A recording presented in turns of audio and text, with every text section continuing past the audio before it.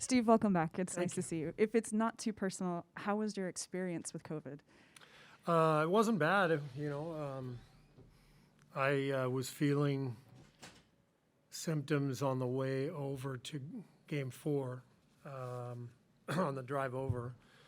And we had a couple of internal cases with staff members. And I just felt like I better test. I mean, if I give, pass this on to the team, I'll never forgive myself. So I got in and tested, and I was positive. So been, not easy to sit at home and watch, but symptoms weren't bad at all. And it was just kind of my turn, It seems like last couple of years, practically everybody on our coaching staff and our team has had it at some point. So it was just my turn, but luckily wasn't too bad. That's good to hear. And then, so Mike Brown only got about 2 hours notice on that first night that he was going to be the head coach. He coached a couple of these games. What do you think of the job he did? Oh, Mike was fantastic. The whole staff was great. For Mike in particular, what a difficult spot to be put into, especially given that he had just been hired by Sacramento. He's obviously had, a lot going on, and he's got enough on his plate anyway as our defensive coordinator, trying to slow down Memphis and focus on that. So for me to show up 2 hours before the game and test positive and leave, put a lot of pressure on Mike and the rest of the staff. So they were great.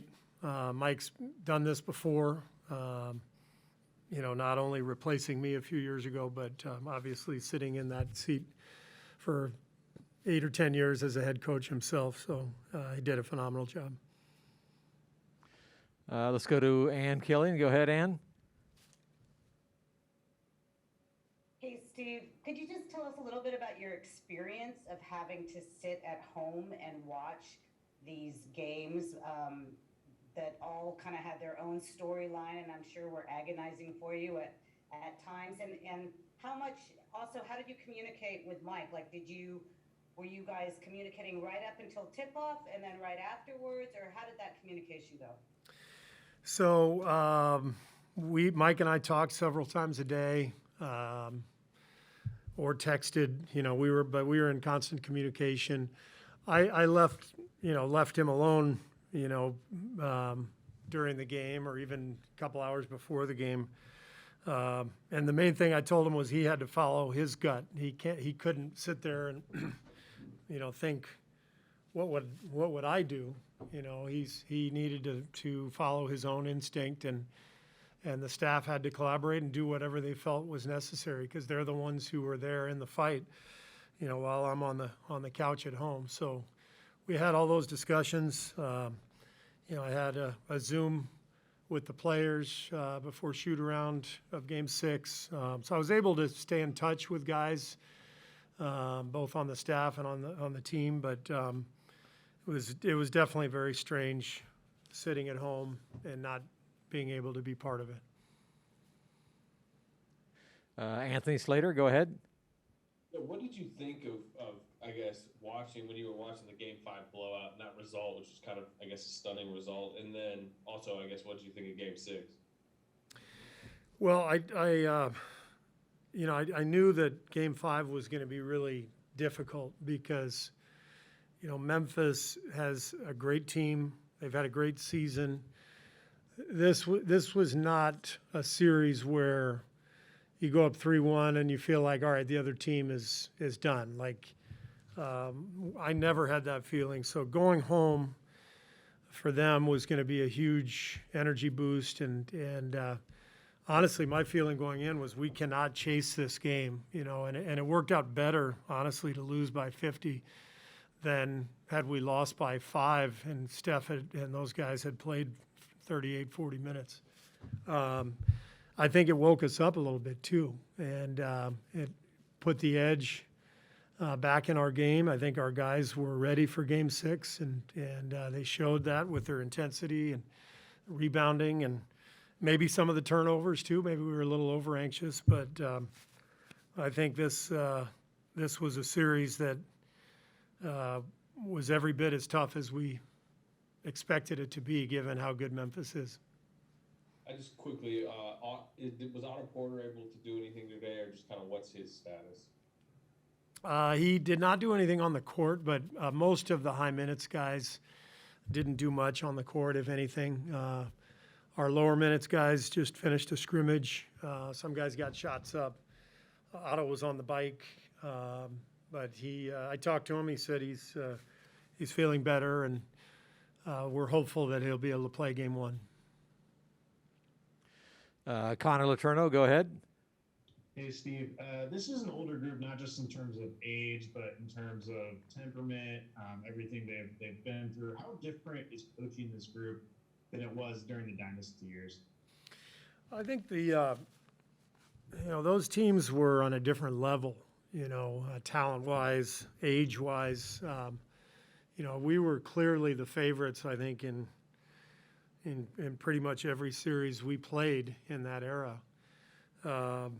And this is a different era. We've got our core is older.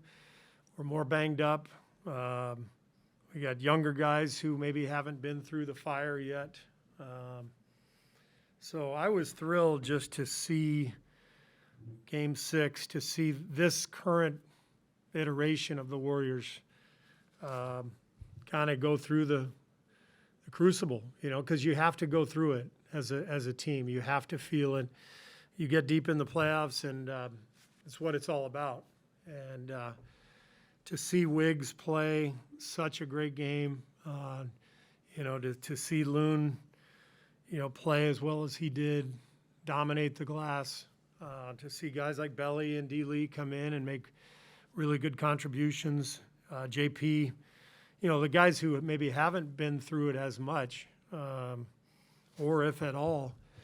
It was just wonderful to see them both individually and collectively as a group kind of get through what was a huge test for us. Kendra Andrews, go ahead. Hey, Steve.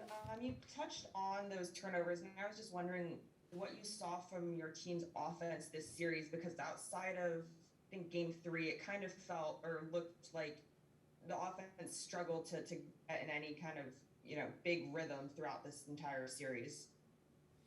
Well, I think it was an interesting series in that it was like two series in one. Everything changed when Ja went out and Steven Adams came in, and our strategy had to change. The way that Memphis defended was much different. The paint was suddenly clogged with Adams out there, and Memphis is a really physically gifted team. They're quick and athletic, and they bothered us for sure. So, but this is what the playoffs are about. Every opponent at this stage is going to pose a huge threat, because only the best teams are left at this stage, and so it's all about figuring it out. And I thought our team and our staff did a really good job, kind of over the course of, games 4, 5, and 6 of making that adjustment to the way the series had shifted and kind of finding a way to get through. Right. Tim Kawakami. Hey, Steve. Mike was pretty clear that there was internal discussion about who to start in Game 6, but that Draymond and Steph really might have been the deciding factor, and they wanted Looney. How often does that happen, Steve? Were you really listening to those guys? And can you take us through the process of just deciding that was what mattered and you were going to put Looney in the starting lineup? Yeah, this was a pretty unique situation. We've moved pieces around in the starting lineup over the years, but usually it's been, which center are we going to start? Are we going to start JaVale McGee or Zaza or David West, and the sort of the core group was already decided upon. So this was a much bigger decision because of the nature of the series and what had changed with Steven Adams out there. So, Mike called me right after Game 5. He said, my gut is to start Loon. And I said, why don't you watch the tape? And I'll watch the tape, and let's think about, let's sleep on it and think about it. Let's not rush to any judgment. But there was definitely a lot of consideration towards going smaller. But Mike called me after the flight. He said he talked to Steph and Draymond, and they were both really adamant that Loon should be out there to combat the size and strength of Adams. And I think Mike said this, but it's really our job to give our players confidence and ownership of what's happening. So at that point, it was a no-brainer. You go with Loon. That's a group that started together for the last 2 years, last year and a half, most of the time anyway, and it helps our rebounding. It puts Draymond on Jaren Jackson right away, so hopefully not let him get going. So it was really an easy decision to make when Steph and Draymond were so adamantly for it, and Mike relayed that to me, and it was like, hell yeah, let's go. All right, C.J. Holmes, go ahead. Hey, Steve, glad to see you feeling better. While you were out, what kind of symptoms were you dealing with?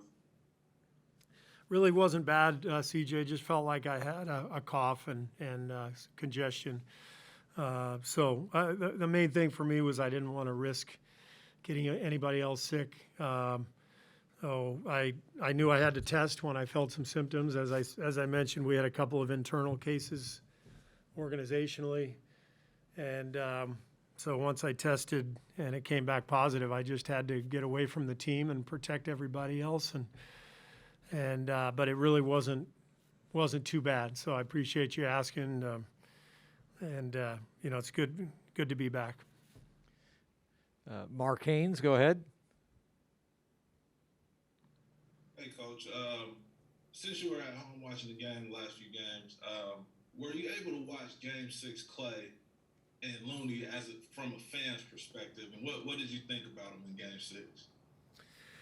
Well, I was thrilled for everybody, obviously, but you as a coach, you get really connected to your players individually, and I couldn't help but just feeling overjoyed for Clay, given everything he's been through. To see him knock down that final three and then hold up the six fingers and embrace the crowd and vice versa, just brought chills to me. And then, you guys know this, Loon has always been, just a guy that I've believed in and trusted and just values so much. To see him thrive after, playing kind of sparingly for much of the series, just a reminder of what Loon is all about, just constantly staying ready and making an impact when he's called upon, and the ultimate pro. So thrilled for those guys, and also thrilled for Andrew Wiggins. I thought his defense and his rebounding were huge factors in the game. Then, of course, he hit huge shots in the fourth quarter. All those guys, all my players are, I feel, so connected to individually, and I want them to all succeed. But for those three guys in particular, it was just such a special night, and brought me a lot of joy at my house. All right, let's go over to Phoenix. Dwayne Rankin. Thank you, Coach. Again, good to have you back. Just had a two-part question for you. One, looking at obviously the other side of the bracket with Phoenix and Dallas, what stands out to you right now is obviously be playing one of those teams in the conference finals. And two, how much stock do you take in the regular season games with either team, because your team was constantly in transition, whether it was Draymond was out, getting Clay back, it was always fluctuation going on. So how much stock do you even take in the regular season matchups with either team, considering your team was making adjustments throughout the year? Yeah, and so were the other teams too, Dwayne. Everybody's had their share of injuries. Everybody's had their share of COVID absences. So regardless of which team we end up playing, we'll watch all the regular season games. But I think what happens is you get a feel for which games are more relevant to the series ahead. than the others, based on availability, based on how the games went, that kind of thing. As for the series itself, it's the home team has just dominated. It's two great teams. Phoenix has had an amazing regular season and made the finals last year, so they've clearly been the class of the West. But with Luka, we're watching one of the great players in the league kind of come into his own and emerge. And as a fan, it's just incredible basketball to watch. So I don't know what to expect today, but we're just excited to have the opportunity to play either one of them. Thanks, Coach. Monty Poole, go ahead. Hey, Steve. What was your reaction to seeing that Looney played 35 minutes, including the entire fourth quarter, part one? And part two is, what do you think of Draymond adjusting his game under the circumstances and being more offensively aggressive? I thought that was critical, Monty, for Draymond to come out shooting. I loved that three he took early in the game, even though he didn't make it. I liked seeing him aggressive.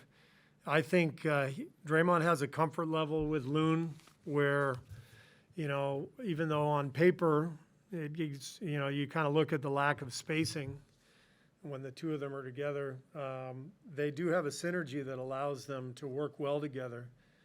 And you saw them make a couple of plays where they passed the ball to each other in the lane. Loon had the great bounce pass for the dunk in the fourth quarter for Dre. And obviously Loon playing Adams and allowing Draymond to start out on Jaren Jackson was crucial. Jaren has been so good, or had been so good in the series before then, and I think it made a lot of sense for Draymond to be able to start on him and at least make things more difficult for him so that he didn't get into an early rhythm, and that's what Draymond did. So it was the two of them together, Loon and Draymond, were really a great combination. The 35 minutes? That surprised me. I didn't know he had that in him, but the best thing with Loon this year, the best part of his story has been his health, his availability. He's worked so hard to get to this point. So it was a fitting ending to the series for Loon because it was a sort of a microcosm of his play and his consistency all year. All right, Janelle Moore, go ahead. Welcome back, Coach. I have a couple of questions in mind. What's the latest on Andre? Will he be available for the conference finals? And how about GP2? What's the latest on him?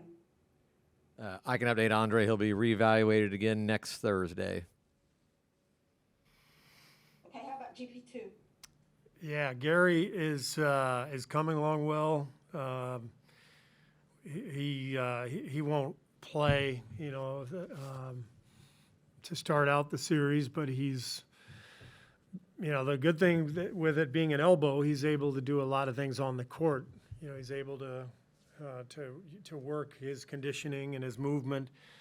If it's a knee or a foot injury and you can't do anything on the court, it takes you a lot longer to recover. So I think all in all, Gary's doing well. We just don't know his availability, but he is able to maintain his conditioning and do some things out on the court, which is important.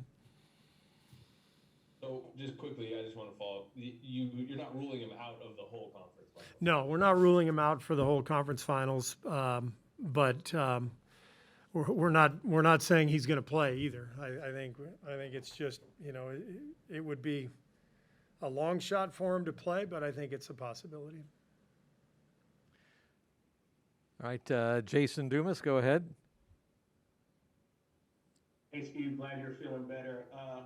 Quick question. I'm interested, you guys, you're in this unique situation, obviously, where Dallas and Phoenix play tonight, and you guys kind of just get to sit and watch and wait for your next opponent.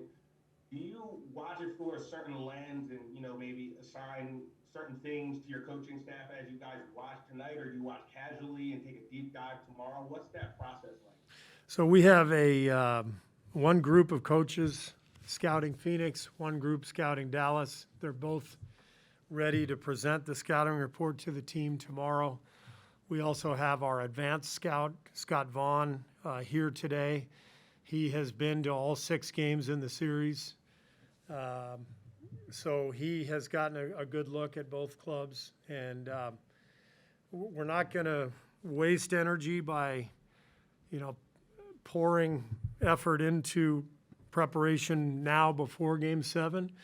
So we'll wait to focus on whichever team wins tonight and go from there. But we'll have a game plan prepared for our players tomorrow, and a big part of our practice will be implementing that game plan. Cool, thank you. You got it. All right, final one. Let's go to Scott Osler. I don't know if this is a good final, but hey, Steve, your wife indicated by tweet that you were not that much fun to watch the games with. Did you forget to bring the guacamole, or what was that scene like? Yeah, she sat there for about 2 minutes and then announced that she was going to head downstairs to watch the Kardashians instead. So it was a good arrangement. We were, like all good marriages, you know when to be together and when to give each other a little space. So all is good now, though, in the household. Were you yelling? Perhaps. Okay.